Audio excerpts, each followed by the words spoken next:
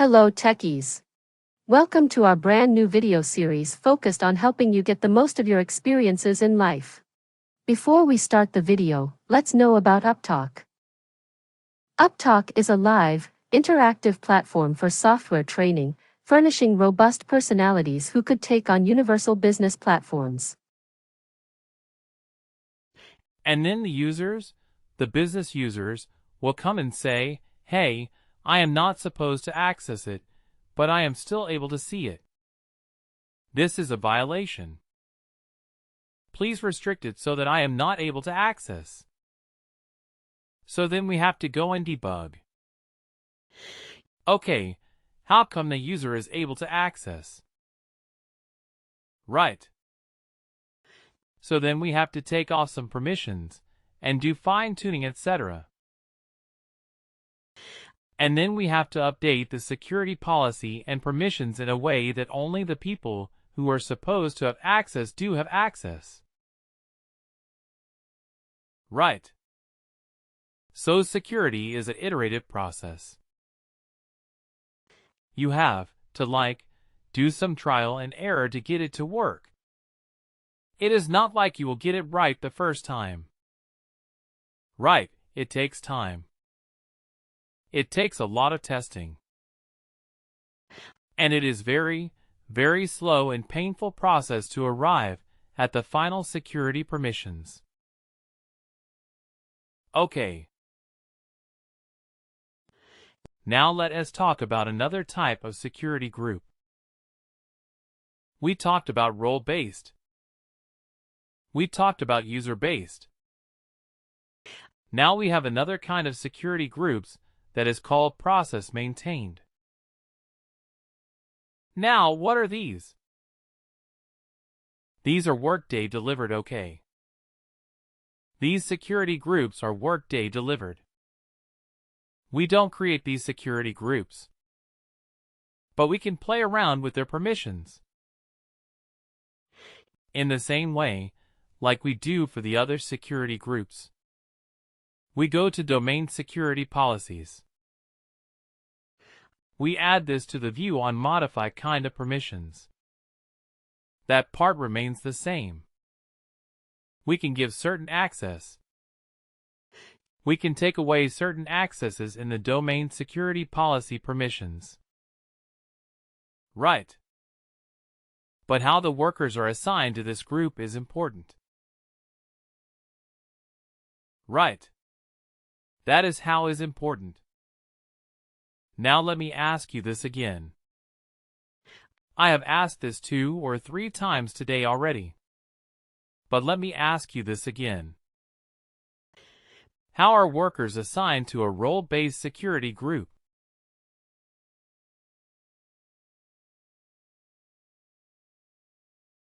How do the workers get associated with the role-based security group?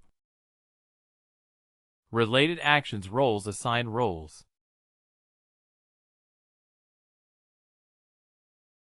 Yes. That is how you do it. But how does it? Based on the position? Job application.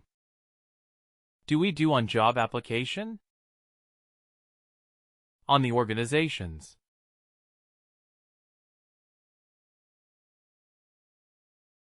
Let me ask it again. How do we assign a worker to a role-based security group?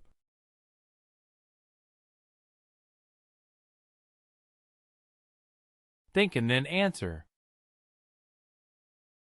It is an interview question. Think of it like that. Don't beat around the bush. Frame the answer, then answer. How do we assign a worker to a role-based security group?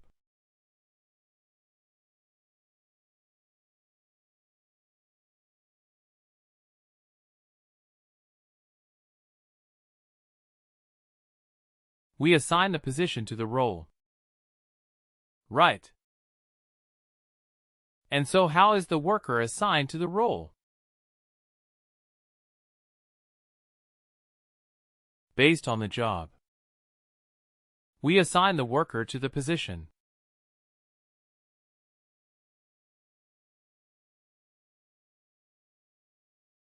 Remember this slide. Position. Right. Worker is assigned to the job or position. A job or position is assigned to the role. Right. The role is also linked to the security group. So in that way, indirectly the worker gets associated with the role-based security group. Right. Okay. Second part of the question. How is a worker assigned to a user-based security group?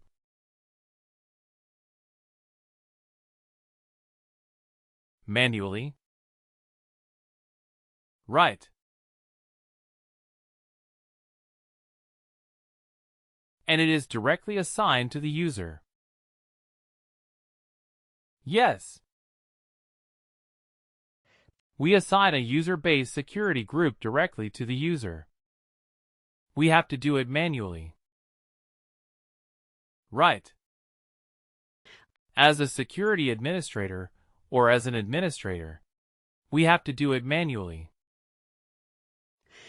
So do you appreciate? Do you understand the difference between how a user gets associated with each of these security groups? There is a difference. Right. Between the role-based security group and a user-based security group. How the users are included in that. In one it is, the worker is tied to a position. Position is assigned to a role. Role is linked to a security group, so in that way, the worker gets associated with the security group and the worker gets certain permissions.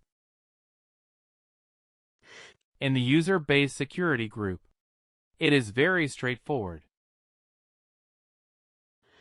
You edit. You assign the users directly to the user-based security group. We just did that a few minutes ago in the Workday tenant. Now a process maintains security group. On the other hand, you don't have to do anything. Workday will assign. Workday will include the user or the worker into the security group based on the business processes.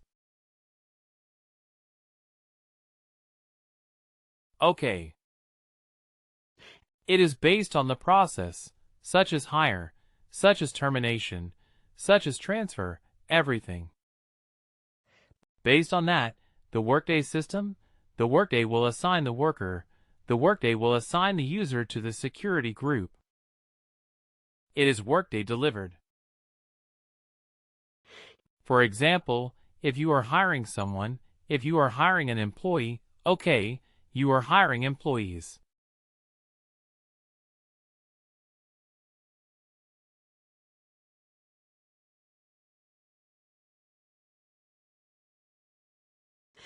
And Workday will also assign that employee to a security group called employee as self. You saw employee as self when we were doing the change. Mike, on emergency contacts. There was a security group called employee as self, contingent worker as self, retiree as self. Those are process-maintained security groups. Okay. The membership to that security group is determined by Workday, by the Workday system, depending on the business process. Okay, such as hire termination, transfer, retirement, etc. etc. Okay. And the permissions that we give to them, like domain security policy permissions, business process security policy permissions. Those are the same. Right. We go to the domain security policy. We add or edit permissions.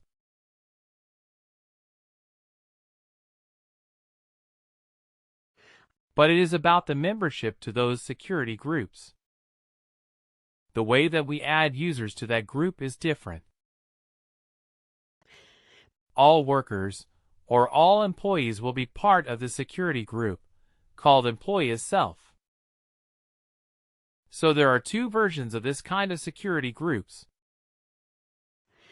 One is something as self-employee, as self-retiree, as self-terminee, as self-contingent workers, as self etc.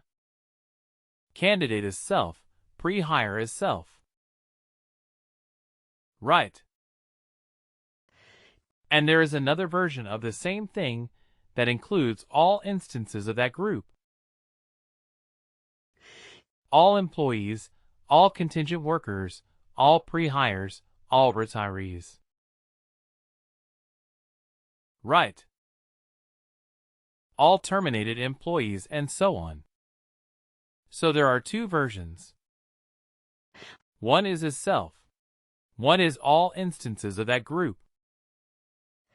But these are called as process-maintained security groups. They are Workday delivered, and membership to the security groups will also be controlled by Workday. But we should be aware of it because we may need to change, add or update the permissions that these security groups have. Okay, so that's why we should know about these security groups. Please do like, share, and subscribe to our channel. For more information, contact us at sales@upptalk.com.